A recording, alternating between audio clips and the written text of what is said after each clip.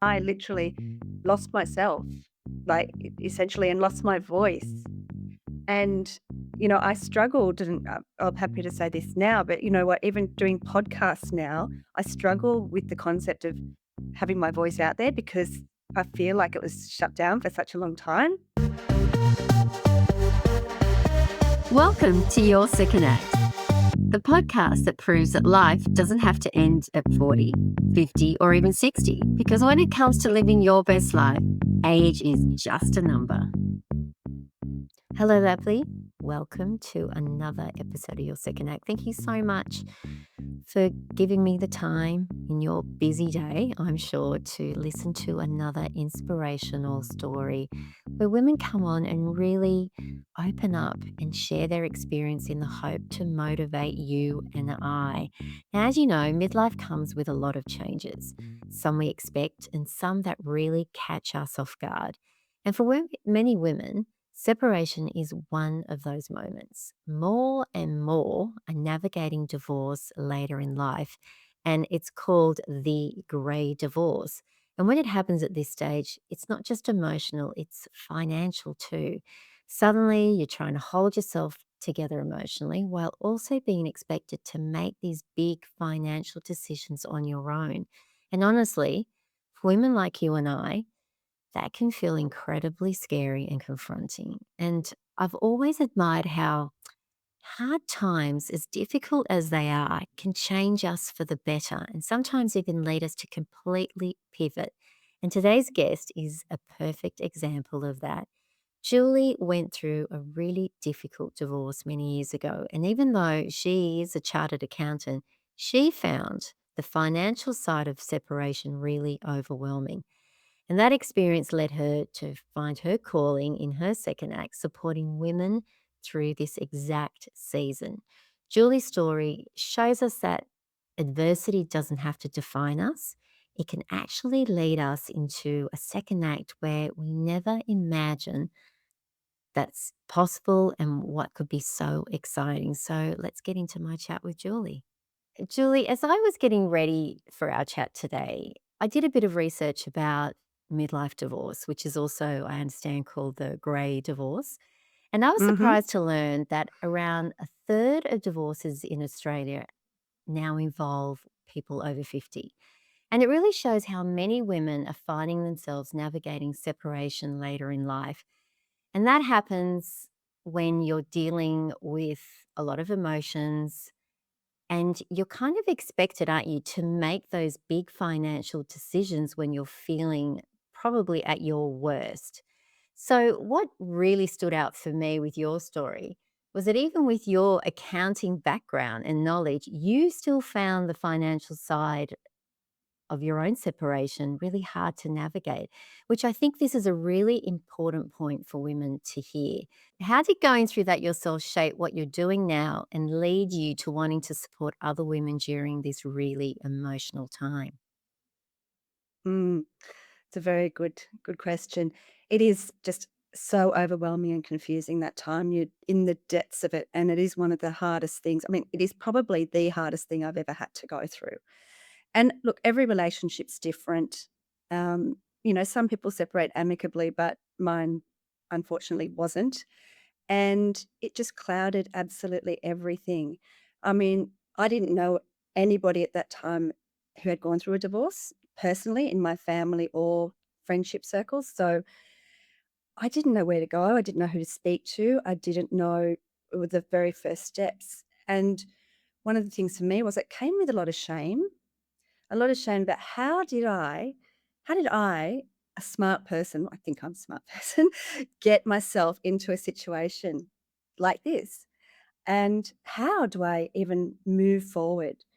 And it was difficult. So my first thing I did was just I did ask a friend who was a lawyer, not a family lawyer, where do I go? She said, well, I know this family lawyer. Why don't you contact him? I thought, okay, that's the only person I've heard of in this circle. So I did. And unfortunately, it probably wasn't it wasn't the best fit for me.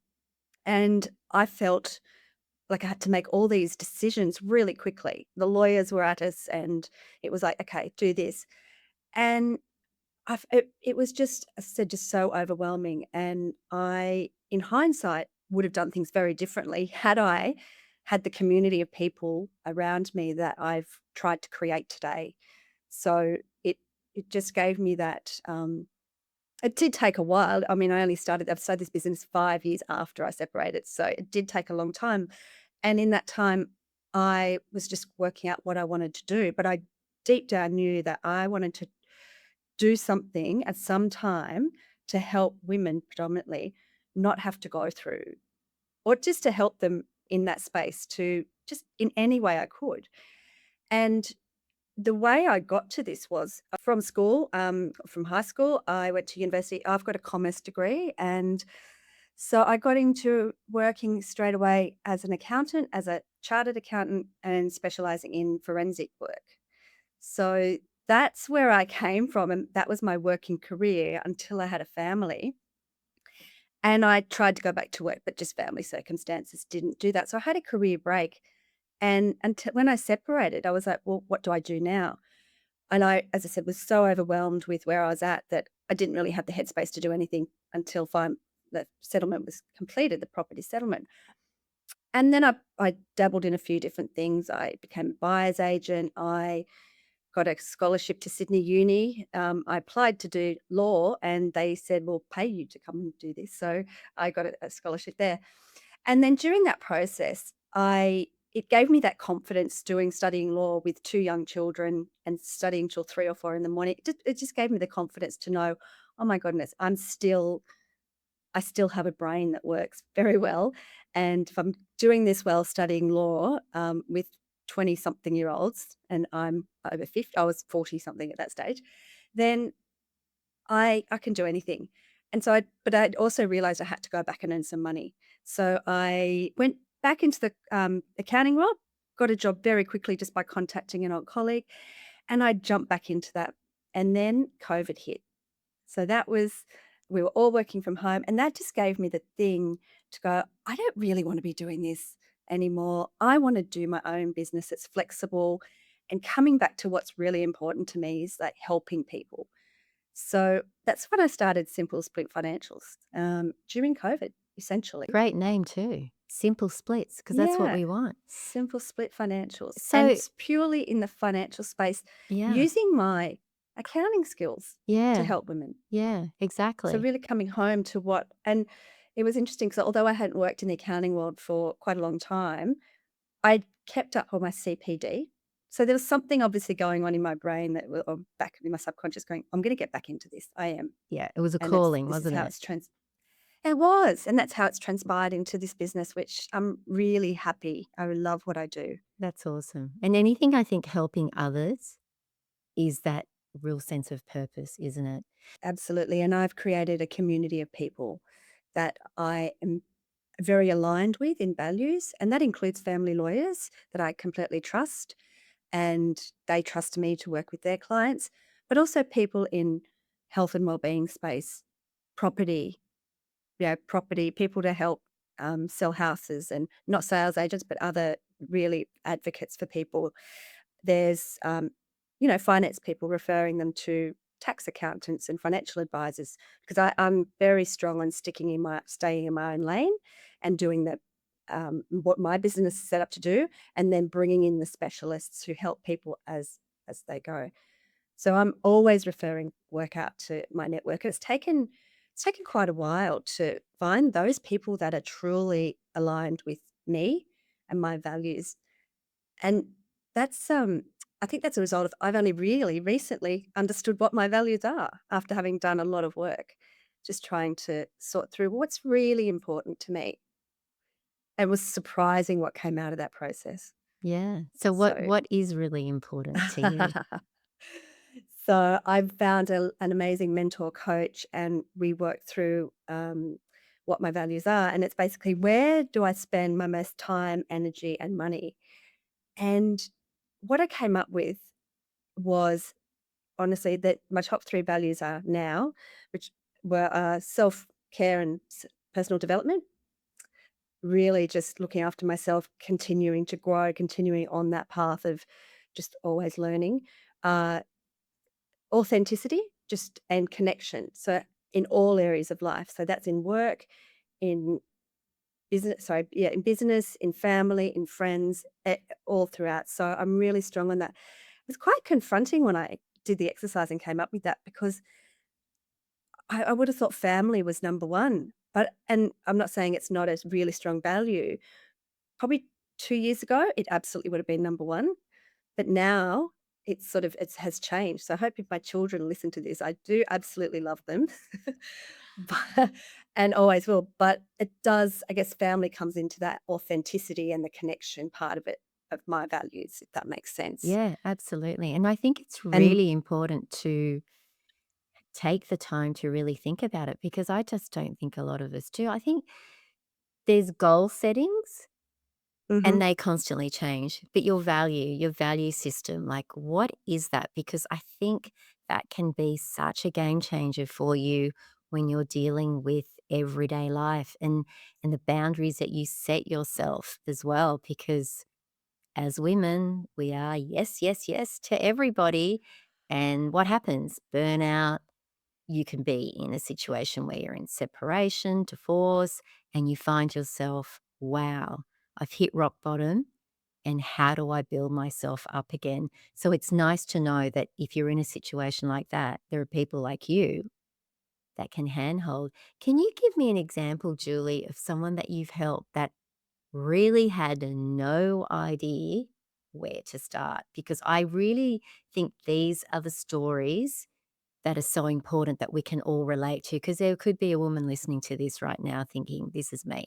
How the hell am I going to get out of it? Uh, so many examples. I mean, it's all my clients. I mean, I met with a client the other day. She actually I met her at her house, and so that's another thing I do. I really do handhold sometimes, literally. Um, yes, I met with her. We had a workshop and just talked through the process, and she was so relieved. She just said, "I'm so glad there are people that can help me along the way." And actually, during that conversation, she had a burning issue. She was really concerned about something that someone had said to her. It was about an inheritance that was coming in, and she was worried that her partner would get that. But what I was able to do in that meeting was just call a lawyer on the spot, and we got some, really beautiful help right then and there. So that's one of the things I do.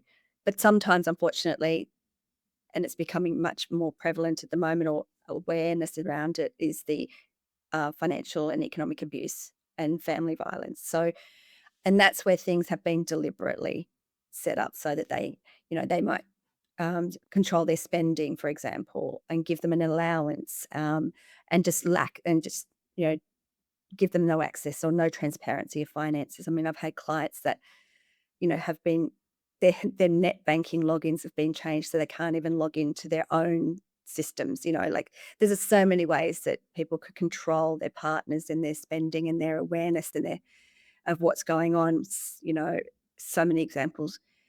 Get them to sign documents and things like that Because you so they trust at the end up in all time, sorts. don't you? You're trusting your partner. Absolutely, you trust. Yeah. Absolutely, and then that sort of flows on. When that trust is eroded, that's when things become so explosive in the whole separation phase of things as well, and that's when things can become expensive because they're questioning completely everything their partner's sort of putting forward. Um, so I try and clarify, and simplify things, working with my clients and explaining the financial concepts in the process, and talking them through the financial documentation that their partner provides during that family law process as a process of disclosure where they might end up with a whole Dropbox full of documents that their partner is obligated by law to disclose. And they've got no idea because they've never had any transparency previously. So one of the things I do is look at that. Look, and this is where the forensic sort of side of my work comes in. We go through the documentation.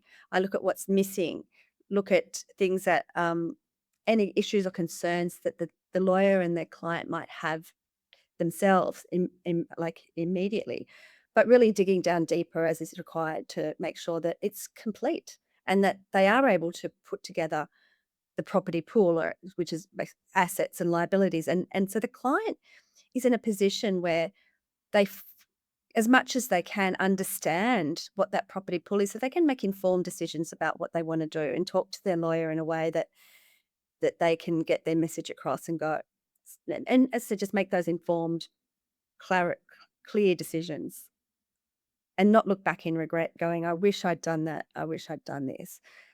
And that's one of my biggest drivers actually, is because as I said to before, if I'd had some people in my corner going through it when I did, I would have done things differently.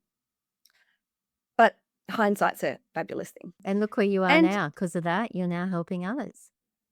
absolutely, and it took me a while to realize that, those challenging times that we've been through, I'm so grateful, absolutely grateful for them because they've created what I'm doing now. So those challenges create your values that you live by now.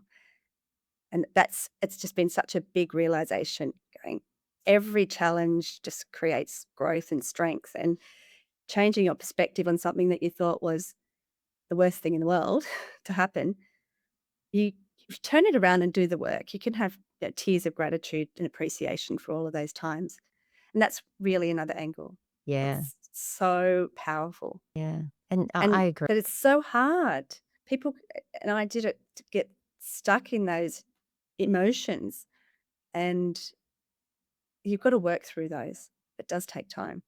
But whilst you're going through that process, it's really important to have a team support. Oh, for sure. I mean, that's because also, let's face it, in midlife, you're also dealing with hormonal changes as well. And how many Mhm. women make bad decisions because of that? And when you're talking about your livelihood, I mean, that just scares me because I've heard these stories where women will say, well, you know, I just walked away because I was desperate to get away from him, so I just Mhm. played the game and gave everything to him, or I just took what I could get just to, get away from Get the out. marriage. But what about the rest of your life when you work through it all?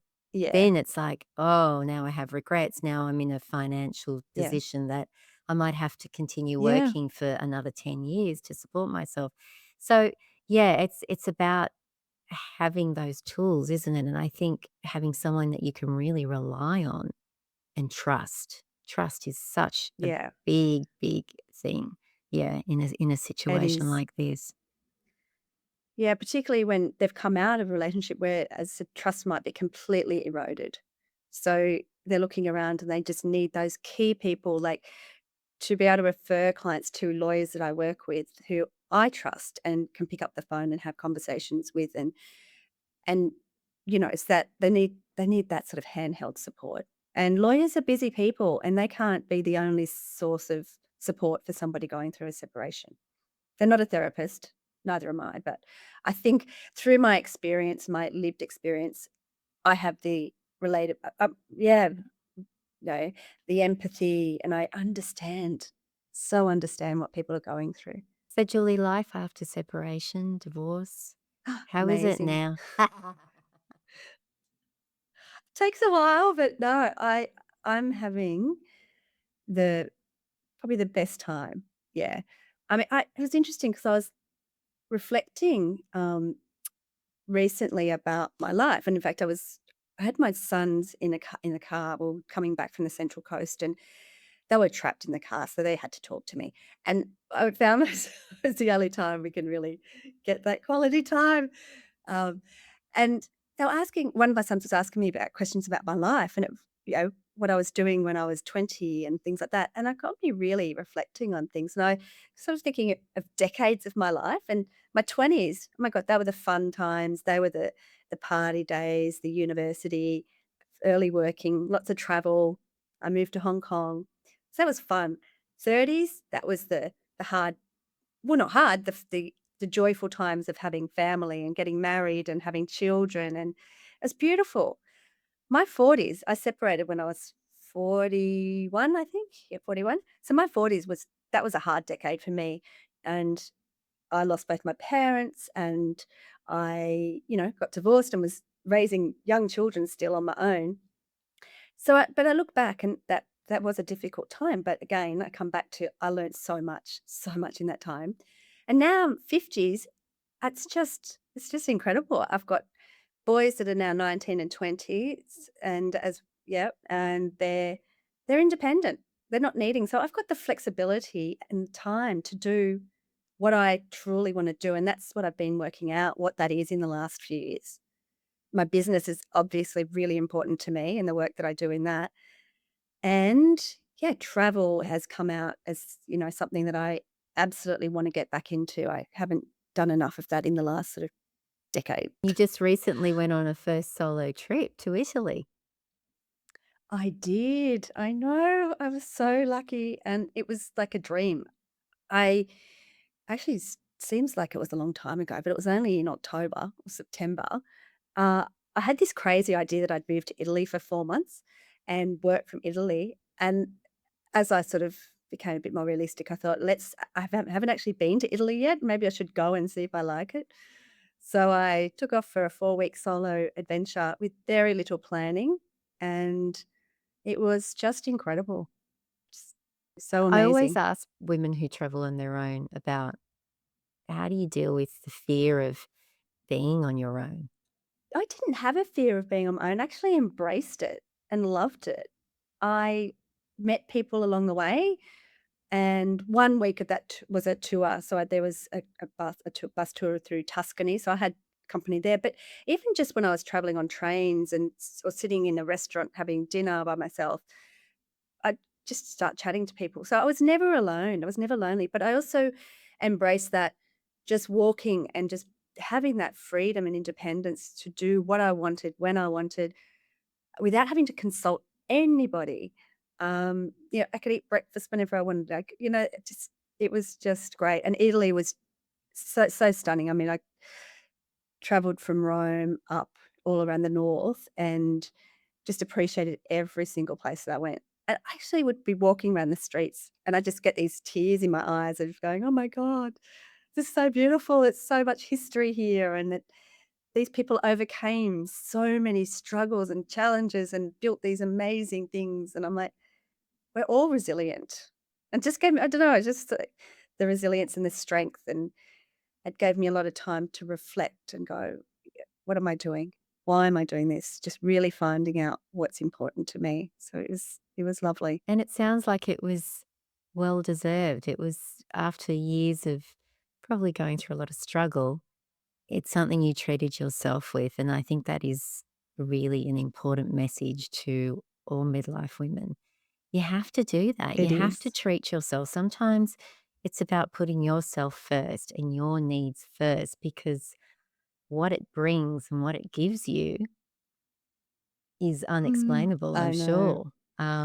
It And every is. woman I speak to who does that, you can just, it's like there's a twinkle in their eye. It's like they know the secret to what that feels like. But I get, it can take a long time to get to that point. But I think in our 50s, this is the decade to do it and give ourselves the Absolutely. space to really work it out. Because once you hit your 60s and 70s, I mean, who knows what those decades will bring? There's so much excitement. And I love stories like yours and like many others that women who've really stopped and thought about themselves. And it's like, what is it that I want to do? And change can happen. Yeah. It doesn't have to be a struggle. Just slowly, little pivots, like you were saying. You try different things over that time, and that's what it's about, isn't it? And then you finally landed on what it is your sole purpose was to, obviously one of the purposes was to help other women who are in need. And I think that's Yeah. wonderful. It's a great It is. realization. We go through life and I'm certainly not guilty is not the right word, but I am a people pleaser from the day I was born, I think. And you grow into that sort of thing because of how your childhood is, and let's just keep everybody happy and calm, and then life's easier. So that's the sort of person that I've always was, and that obviously went into my marriage as well, and my children. Now everybody came first, and I literally lost myself, like essentially, and lost my voice. And, I struggled, and I'm happy to say this now, but you know what? Even doing podcasts now, I struggle with the concept of having my voice out there because I feel like it was shut down for such a long time. And I think that's why I get so nervous about speaking to people because it's like, oh, so is those beliefs coming out again. So I'm working at them to sort of work out why have I got these beliefs that I can't speak about things, and that's been an incredible process for me in the last couple of years, particularly working with this mentor and coach that I've got. Just the insights I'm getting about my life and why we do the things we do, and as I said, just truly connecting with who we are. And yeah, it's just been amazing. Oh, it sounds so exciting, Julie. It's not an uncommon story for women to have that sort of No, is but people pleasing the right word? Yeah. yeah, oh, absolutely. People pleasing. I've been a people pleaser for the last 55 years, and now I'm getting better at There you it. It's a long You're doing what you love now too, which is amazing. Yeah, exactly. And look, see, giving a voice to the everyday woman to come on and just share her story. I Yeah, mean, that in itself is so powerful because it's relatable. And I think that's what's really important for us all to understand that no one has it worked out. Everyone's going through something. We all have highs and lows. We all have pivots, but we can all get through a hard time and come out the other end. And it is so that's possible. it. I've done it, you've done it. And, Yeah. things still come up and you still got to work through it. But it's that knowing that you can, you get just one foot in front of the Yeah. other. So, for a woman who's right in the thick of separation right now, what do you want her to know? What's your message to her? You will be okay. You will be okay. So we can do the hard things and just to, I guess, surround yourself with people. Don't carry any shame or guilt about this. People want to help. Good friends, good fam, they want to help. So reach out and know that there is a community of people, not just family and friends, but professionals out there like myself, like my network of people that I work with. And, they just want to help. They just want to help. So those people are there and you will be okay. Um, it is challenging though, and you've just got to push through with, be kind to yourself. Be really kind to yourself because we beat ourselves up too Oh, much. we do. And one thing I've learned through, you know, life's challenges, nothing ever lasts forever. Whatever No. feeling that you're in or whatever circumstance that you're in, it's going to change. You're not going to be like this forever. At the time, you think it's the worst thing in the whole world, but my gosh, that's the great thing about hindsight, about wisdom. At this age, we can look Mm, back and go, "Wow, we are who we are yeah, because of that journey." And I love that. I think that's your journey, that's exactly. your story, and out of that, you're now living with purpose and doing the things that you want to do. And that's what I want other women to understand, that it's all possible. Absolutely, I love that, and this too shall pass. I mean, that's the phrase I said to myself a lot. This too shall pass, and it does, and you just have to reflect back on your life, and I did this exercise, um, to set some goals for this coming year, just as I look back at the past year, and I'm like, "Oh my goodness," I wrote down all the things that had happened. Last year was the year of the snake, and the year of Yes. shedding, the year of, Yes. just working Love out, that. So true as clearing it well. all out. Mhm. And this year is the year of the horse where we're gonna move forward boldly, strong, and with purpose and intention. And I look at all the shedding I did last year and it's like, "Oh my goodness." Yep. Including, going on HRT because I couldn't deal with it anymore, including decluttering, but just a lot of emotional shedding. It was truly good. So starting the year strong, year of the horse. Yeah, and I really love that. I did an exercise a while ago about, well, what was 2025? What have I learnt from that?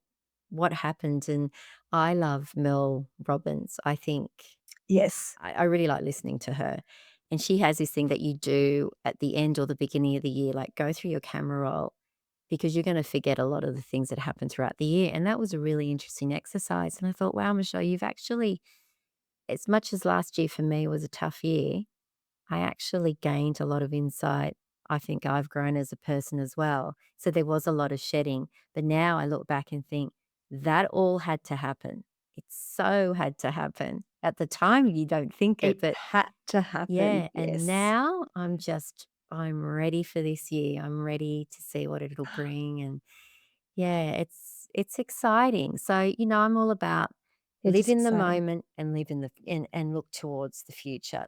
Don't look back. You can learn from your mistakes, Yeah, but I think the problem is a lot of us tend to do that, sit in the past, and it just does not serve us at all. it doesn't. But it's hard to see when you're sitting in it, so you actually need to get that help and that the coaching or whoever you find, to help you with that because as I said before, every challenge, if you turn it around and balance it, there's positives, there's benefits to every challenge you face. And what I say to myself now, even with a client, if I'm facing a challenging issue, I'll be like, what's this trying to teach me? What's the benefit of me going through this and learning this? It's just sort of balance it all out and go, yeah, it's amazing. And so it's just reflecting and just knowing that you will get through these things. You will. Not easy, but Yeah, but nothing ever is it? Hard work's not easy. nothing's no, that's exactly right. So, If it's easy, you don't learn. no, You I just know. you Very just true. cruise around and you're probably not being living in awareness really Yeah. Well, Julie, and thank being you so present. much for coming and sharing your story. And I love what you're doing, helping others. I think that's the best part of life, really. I'm all about that. I love inspiring and helping women be the best versions of themselves. Now, I always end with a great inspirational quote, but you've already said it. But unless you have Oh, have I? another one, this too Oh, I will haven't no, I've pass. got But if you have oh, another one okay, to no. share, I would love that. The more, the merrier. I do. And this is about, mindset and things like that, but whatever the mind can conceive and believe, it can achieve. So you've actually got to really believe it and you've got to be able to see it and visualize it and then you'll achieve it. So that's Napoleon Hill, but there's various versions of all of those sayings in yeah, around Gandhi and Buddha and that. It's all about That's a good yeah. one. Yeah. And I have like I change my I have a quote every week. I have my screensaver. I have one. So I change it every week, and that's a really great thing to that every day, every time you look at your phone, which is far too often. So I always put inspirational quotes on my screensaver. That was the last one. Love it. Thank you So for sharing it with us. I've got like a little list of great quotes and yeah, I should maybe do the same thing. Just put it on my screensaver. yeah, Especially and I find I right. tend to look at quotes when I'm feeling a bit challenged in life. So and they do give you inspiration. So that's why I love ending all episodes on a high with a good quote. I love that. And the other thing I'm going to change my screensaver now is to my word of the year, which is Yeah. courageous. Courageous. Oh, I love Yes, it. love it. That's a great So word. that's my new screensaver today. Well, thank you, Julie. All the very best. Good on you for helping others who need this help. And yeah, all the best for your second act. Thank you Exciting for having time. me, Michelle. I love the work that you're doing, and I look forward to catching up and attending some of your gatherings and your with circles. Yeah, It'll be thank you. amazing. Thanks for tuning in to another episode of Your Second Act. If you enjoyed this episode, I'd love it if you could rate and leave a review on your favorite podcast platform. Your feedback means the world to me.